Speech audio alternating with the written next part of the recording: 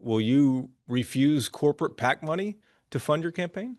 Yes, I'm the only member of the Texas legislature who doesn't accept a dime of corporate PAC money, and I will be continuing that policy in the Senate campaign. It's not easy. As a state rep, I've literally had to send checks back to Walmart and Chevron and AT&T because I believe that many of those corporate PACs have way too much influence in our politics.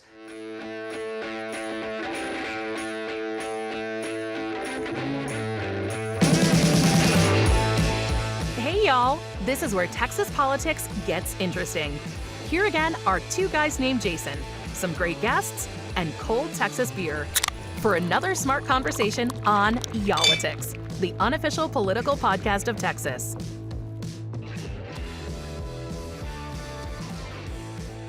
Hey guys, welcome to Y'all-itics. Democrats are stoked. They That's are. what we're going to talk about in this episode. I was just going to say, you saw something very unusual here in Texas this week that we don't see a lot of. It's been a few years. We went down to Round Rock the other day for James Talarico, State Rep James Talarico's kickoff party for his U.S. Senate campaign. More than 1,000 people were there. We got there, I thought we were going to be late, so it was a 6:30 event.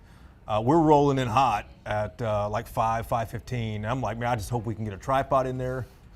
Nobody was there. I'm like, I look back, it's like, this is the right date, this is the right place. There were a few people around, like some Talarico signs, said, okay, this is the right place. No other cameras were there, no other media was there. And this starts in 90 minutes. And man, people just started showing up and showing up. Materialized. Started materializing. We're going to talk about that in this episode here. Before you, so give that some context though, because people are accustomed to these, Trump rallies, Sure. The presidential rallies that we saw in the campaign last year.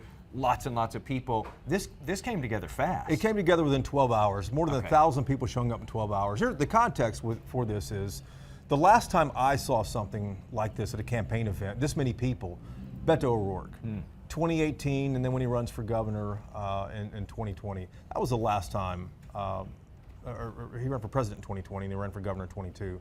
That was the last time I saw that many Democrats in one place. And energy. A lot of energy, a lot of enthusiasm. And Talarico, if you've seen him, if you know him, he's a mild-mannered guy. Nice guy, but just very mild-mannered. He's not like you and Very I. thoughtful. He's not loud. Yeah, thoughtful, we're not. We can't quote Mild-mannered, we're scripture. not. We can't. We might, but we'll get it wrong. Well, yeah, probably so. But he's everything we aren't. Now, did you get us a special beer when you were down there in Round Rock covering this? I was working, bro. I But was at some working point for- you left and we're not working any longer. Well, yeah, we left at what, 1 a.m. Oh, all right. to come back, and Okay, that's the I don't want to excuse. start buying beer on I-35 as we roll back north At here. 1 But a.m.. I do have in the Y'all-itics refrigerator. Oh, boy. I have something for you here. All right. You have to read what it is, and then this is why it's for you. Okay, this is called the Lee Harvey Oswald. Double dry hopped with a juicy character and a velvety soft finish. Is that what you think of me as? That's- Juicy yeah. character and velvety soft finish? Pretty much. And that's from where is that? Oak Cliff Brewing Company. And double hopped? You consider me you're double hopped? Double hyped is what you are. Yeah, this is from Oak Cliff Brewing Company. So yeah, The Lee Hazy Oswald. I'm sorry, not the Lee Harvey. I wasn't going to correct you since you always correct me. I wasn't going to even stop That's you. how good I am. I But correct myself. I'm glad you saw that, and this is before you even had a sip of it. I have the Union Bear Mexican style lager. This is good. It is pretty good. I don't usually like a real hoppy beer, but I do like that juicy character. Look at and this. that See, you know what this is? Look at this. Do you know what they call this? This will be our last episode here in the newsroom. Do you know what they call that? What do they call it? Karma in a can. Instant karma in a can is what that's called. This corner will forever smell like Mexican style lager. Is there anything left in the can? There's about a third of it left, which will get me through the rest of this episode. I wonder if that's because I shook it really hard probably right before did. we came on. All right. How's that foam? How's that foam tasting? Well, our bosses will put the kibosh on this in the future. Yeah, I think this is over. Back to the. You can step on that. It's, No, you've it's got all over my shoes on. hands. Oh, sorry. So it's everywhere. We have some Oh my off-camera gosh. towels We've got coming. towels coming in. We've got staff here From- at Y'all-itics. That's the very important staff, Dia Wall from Who was seen her on recently TV. Who was recently on with us for Thank you, a very Dia. fine podcast. So let's get into the Democratic excitement because, as I mentioned, we haven't seen this in a minute. Stomp that out. Yeah. We haven't seen this in a minute here in Texas. So Colin Allred had announced that he was going to run for U.S. Senate. He, of course, ran last year against Ted Cruz. Ted Cruz, the incumbent, defeated Colin Allred. It wasn't very close. It was, I think, 9 points. Yeah, it wasn't very close. And then so Allred says, listen, I think that I can run again and defeat John Cornyn, or whoever wins the Republican nomination. Ken Paxton, John Cornyn are the two running in that very heated race over there. So the question was, well, you know, James Talarico has been running around the state. He's been attracting big audiences of Democrats in different parts of Texas, and people are showing up for him. And he has the attention of the Allred campaign, too. He does have that. Because there was this poll that came out, what was it? Or I don't know if it came out, it was done, and then it was sort of leaked out. But it wasn't that long ago, and Talarico has not run for statewide office, so he doesn't have near the same name recognition as Colin Allred. And they were separated by, what, 7 points? Allred was ahead in that. And then they went further in that poll and they asked the question. They basically told people they were polling, well, let me give you a quick background on both of these candidates and then you tell us what you think. And when they did that, Talarico took a 2-point lead over Allred in that poll. Now, that's one poll, one sampling of people very early on. So, you know, all of that can change. But I could see how the Allred campaign is taking that seriously. I think that on the Republican side, they take this seriously as well. Yeah, and they are. You know, we've already seen statements come out from John Cornyn on this almost immediately after James Talarico announced at 5 a.m. On Monday, or was it Tuesday? Whenever he announced Tuesday, yeah, 5 a.m. Tuesday. Within at 5:10 a.m. is when Colin Allred came out with his own statement and said, "Listen, I take nothing for granted. I'm going to run the campaign that I think Texans want from me," and that's what he's doing right now. But we don't usually see Democrats challenge each other, like we're seeing now for the Democratic nomination for any seat, but especially for U.S. Senate. That shows how much attention is on this.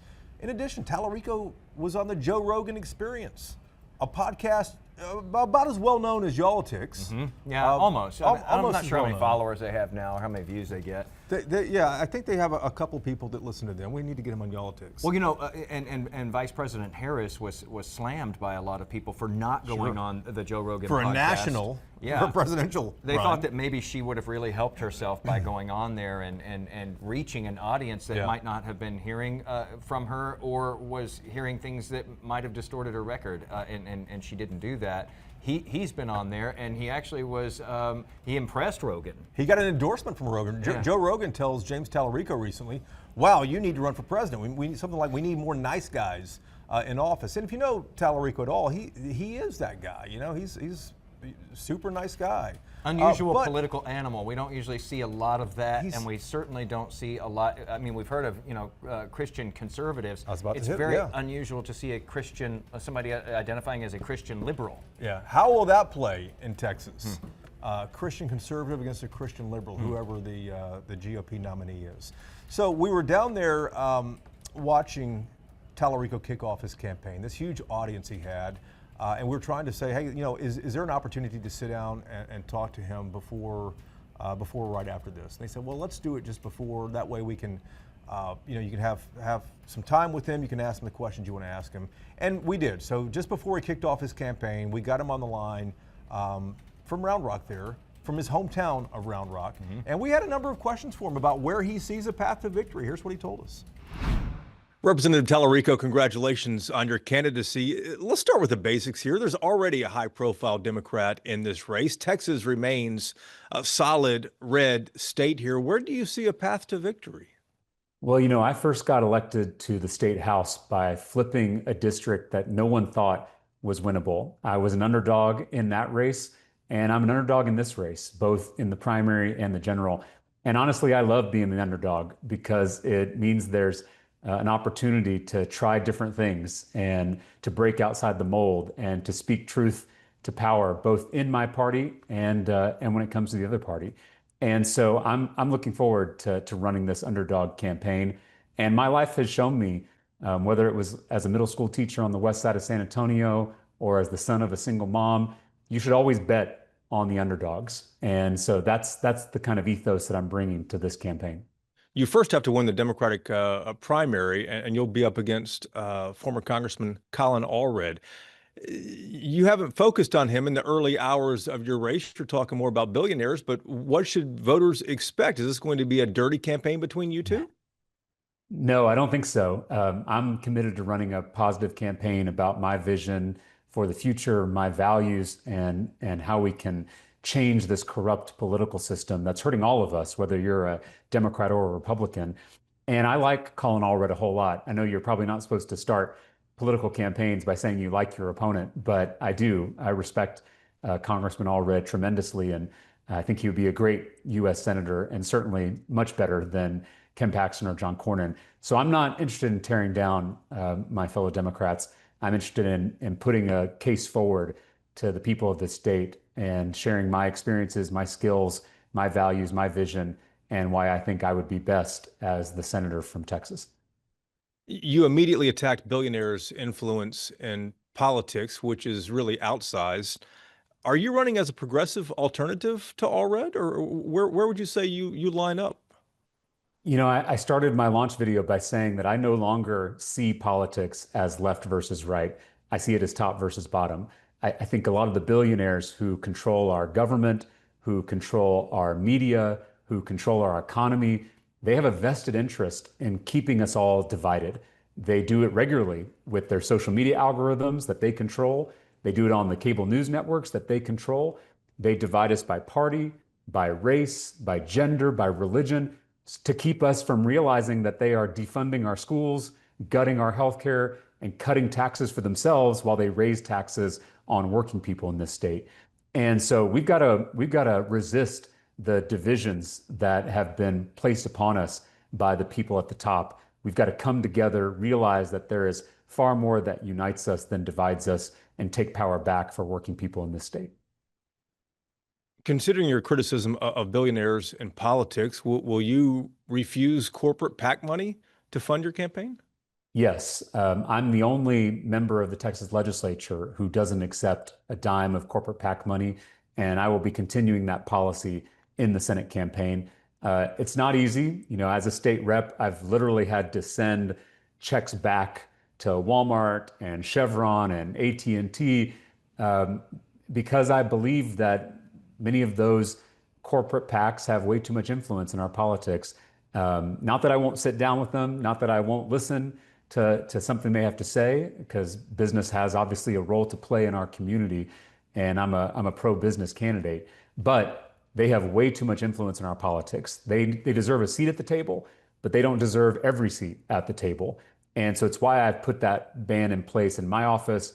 It's why I put this ban in place in my Senate campaign. But that also means that I'm going to have to rely on the people to fund this effort. And I hope that people across the state, regardless of their political affiliations, will join this campaign, be a part of this movement to take power back for the people of Texas.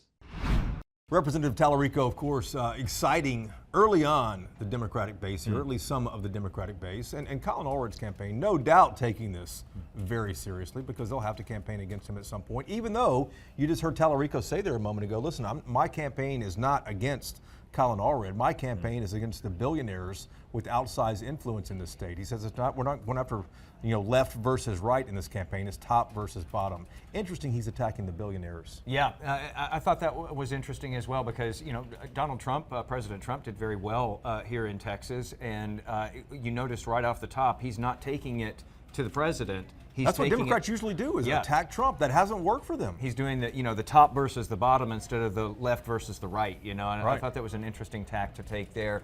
And the other thing that I'm curious about, and that I'm going to be watching in this, you mentioned off the top here how, in past races we haven't seen really, hard-hitting campaigns between two Democrats vying for the party's nomination. We did see, a primary in the last Senate election, but it didn't seem like it was as hard fought. This one looks like it might be that. And the curiosity for me is, does that make a difference in the candidate that is produced as the winner in that primary? Will it make for a stronger Democratic candidate? Because Democrats haven't won here in decades, in statewide. I'm curious to see, does that create a more polished, stronger Democrat ready to take on whoever comes forward from the Republican side? Because we just haven't seen that dynamic a lot. Yeah, a buddy of mine, Manny Garcia, who is a Democratic consultant, has been around for a long time.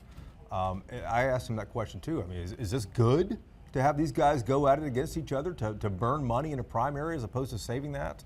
And he said, listen, this will get the base excited essentially and give them a reason to show up and vote in the primary.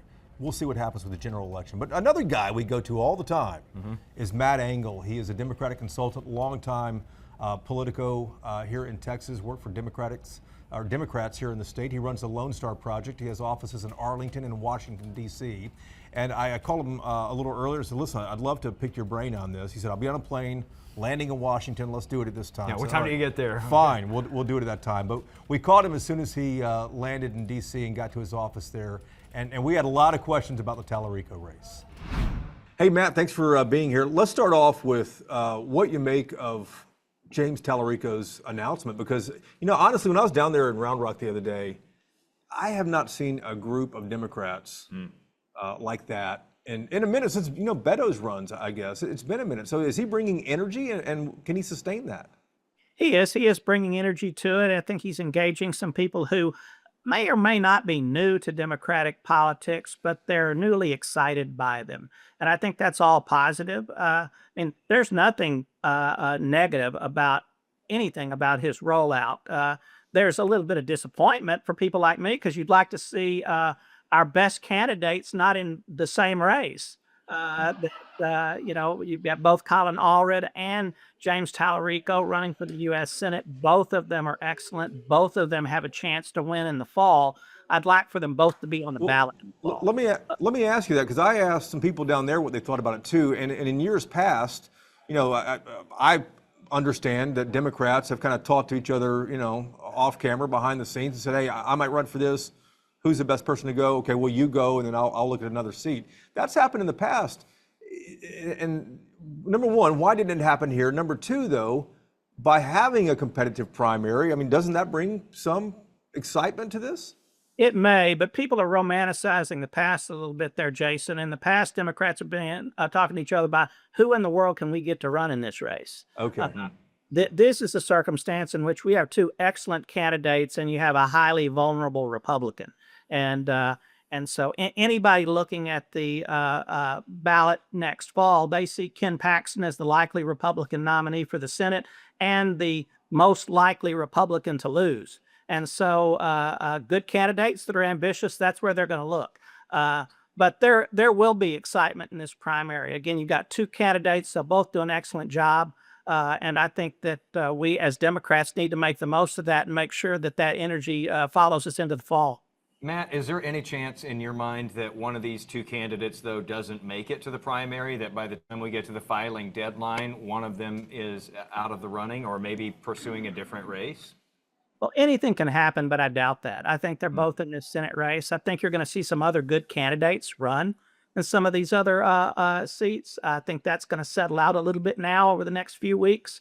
So I expect that these two will be on the ballot for the Democratic primary Senate nominee in the spring. And are we looking at the whole field here, or have you heard any, you know, murmurs out there that we could still see another candidate on the Democratic side getting into this Senate race? You could see somebody non-serious get in, but I don't think that you'll see anybody seriously new in this Senate race at this point. I may be wrong, but that's my sense. So Colin Allred and James Talarico both got into politics, both won their offices in 2018. But they're kind of different Democrats, like you'd expect, and, you know, a big tent party. Allred, you know, serving in Congress, really working across the aisle. Not to say that Talarico doesn't do that or hasn't done that. He has, of course, passed bills down there, but he seems a lot more progressive than Allred. How does that shake out? Well, I think that is the challenge for James, is to be able to demonstrate that he can create a coalition from the middle out, and that he can perform well in a highly competitive race in which you've got to build a coalition to win. He did win a competitive race in 2018, but it was a state house race, and it was a little bit better district than the district that Colin captured in 2018. And then Colin turned around and got reelected also in that district when the Republicans spent millions of dollars against him. So if you're talking about who has run and won very competitive races that are more like what you have to do statewide in Texas, that would be Colin. But that doesn't mean that James can't do it, and that doesn't mean that he's not bringing some energy and some excitement to the race that's important. Okay, so he had this big rollout, a lot of energy in that this week. You did put out a message this week, Matt, that said that you were surprised by the soft tone, though, and the pastoral setting for this campaign launch. Can you talk a little bit more about that and where you think Democrats need to focus in this state if they have any hopes of taking a statewide office for the first time in more than 30 years? Well, the first thing you have to do is get nominated. And the Democratic primary vote in Texas comes to disproportionately from the big urban areas and from the border. And it is very diverse. About a quarter of the vote's going to be African Americans. And so it was interesting. It's an interesting approach to launch your campaign in kind of a rural setting with a mostly white crowd. But that doesn't mean that James won't be reaching out, and he's going to have to become better known in Dallas, Fort Worth, and in the Houston area. Austin is the center place. It is the epicenter for activism in Texas, but it's not necessarily the place where the most Democratic votes are. Yeah, that's a good point. I mean, would you characterize Talarico as more of an activist Democrat? I don't know if I'd say activist Democrat. I think he's been a very constructive member of the legislature. Yeah. And he's a very serious person. I think he brings a real freshness with his approach to faith. But he is in a part of the state, and his district's in a part of the state where you have a lot of Democratic activism. And so I think it's important not to necessarily characterize him as being the same ideology, but everybody who's standing up and cheering him right now. But obviously, for people who've seen Talarico or know who James Talarico is, state representative, he's a mild-mannered, thoughtful guy. Went to UT Austin, went to Harvard, studied in the seminary as well. He can comfortably quote scripture, as we know here. But then one of his opening mottos was, let's flip the tables. I get where he's trying to go with it. It's not really like him, though. Do Democrats need to be a little bit more edgy like Gavin Newsom is out in California, kind of taking a page out of the Trump playbook? Or do you think that the Talarico message, and even Colin Allred, too, is a quiet, mild-mannered guy, can that win? Well, no, I think what's important is for Democrats to convey toughness and convey independent nature in order to defend Texans. And I think that stands as a real contrast with Republicans now. I mean, Republican office holders from Paxton through Abbott all the way down, they don't advocate for Texas anymore. They just advocate for national Republicans and for Trump and for billionaires. And Paxton's in a circumstance where, for goodness sake, his wife's identified him as a creep and his closest employees have identified him as a crook. So I think that both Colin and James contrast very well with the way Republicans are presenting themselves as national Trump Republicans and who have turned their back on Texans. So, Matt, just right off the bat, since Colin Allred has run for statewide office before, he, of course, has more name recognition right off the top here than James Talarico does. So Talarico comes into this, the underdog, it's fair to say. But we saw a fairly lengthy and specific statement that came from Senator Cornyn, who holds the seat right now, calling him a radical left-wing Democrat, saying that he's an opportunist, a carpetbagger, and that he's not for Texans, he's for abortion on demand, et cetera, et cetera. It went on and on. I thought it was interesting, such a long statement from a sitting senator who has his own very difficult primary to deal with. Does that give you any indication that he considers Talarico to be a legitimate threat here? Well, he should consider him a legitimate threat, but that's not the reason he did that. He wanted to put out a statement with a lot of adjectives so that he looked like he could make a fist. John Cornyn's not a serious candidate, in my view, at this point. I know the polling looks like it's gotten closer, but I think he's a dead senator walking. That short of some new huge scandal around Paxton, I think Paxton's going to be their nominee. He's going to be a real anchor around the neck of all Republicans running. Do Democrats need Paxton to win that primary next year to really have a shot of pulling off this Senate race, Matt? Oh, no, I don't think we need him to, because I think John Cornyn's also damaged himself in such a dramatic way. Even if something lightning did strike and did become the nominee, I think we'd still have a chance to beat him. But for goodness sake, Ken Paxton should be disqualified as a candidate. For the Republicans to choose him as their nominee will tell us all we need to know about the lack of morality and lack of principle in that party.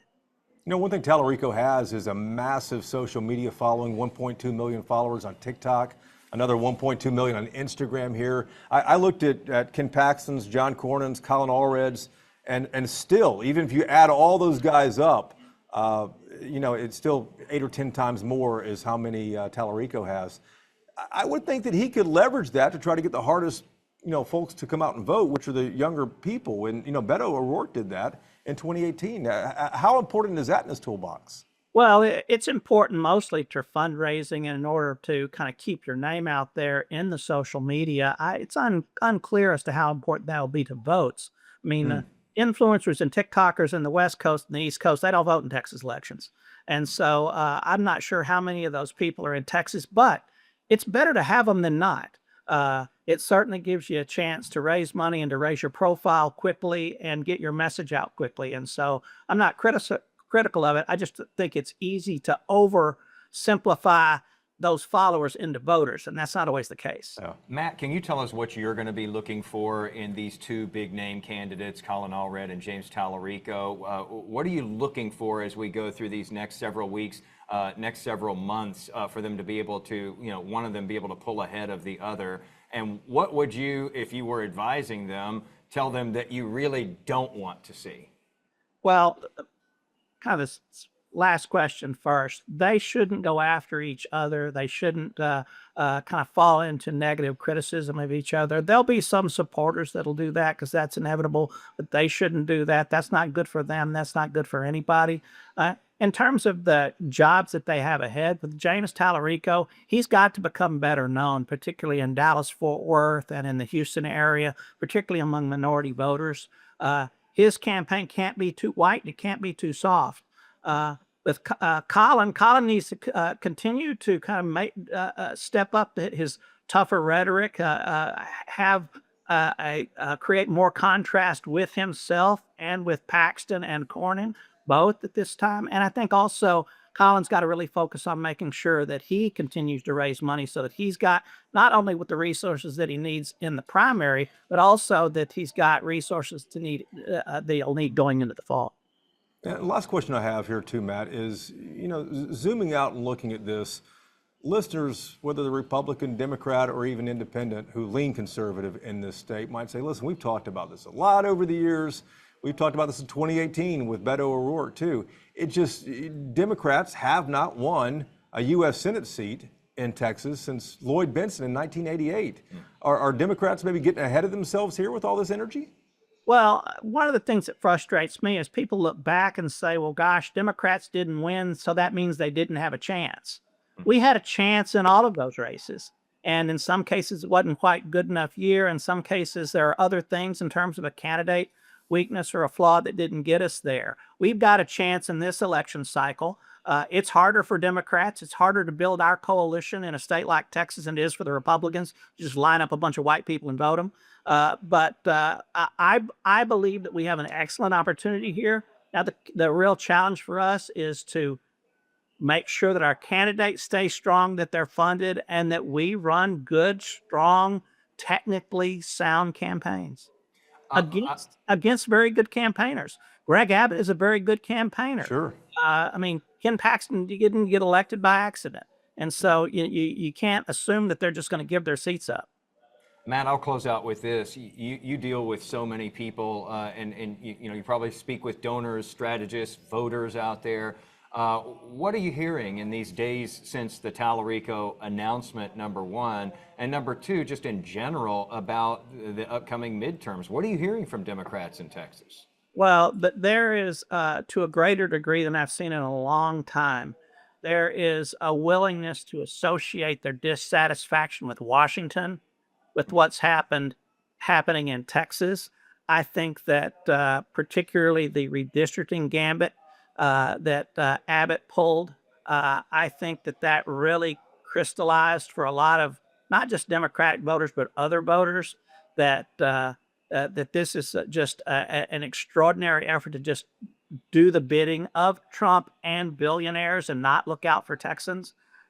We've got a real challenge to capitalize on that, but there is more disappointment and dissatisfaction with Texas Republicans than I've seen in a long time. So is there enthusiasm in there for Democrats? Well, there is, but I will tell you that a lot of times, in order for people to get very enthused, they need to know that it's important to beat somebody. And so one of the problems that Democrats have had a lot of times is they liked our candidates, but they weren't ready to fire the Republicans.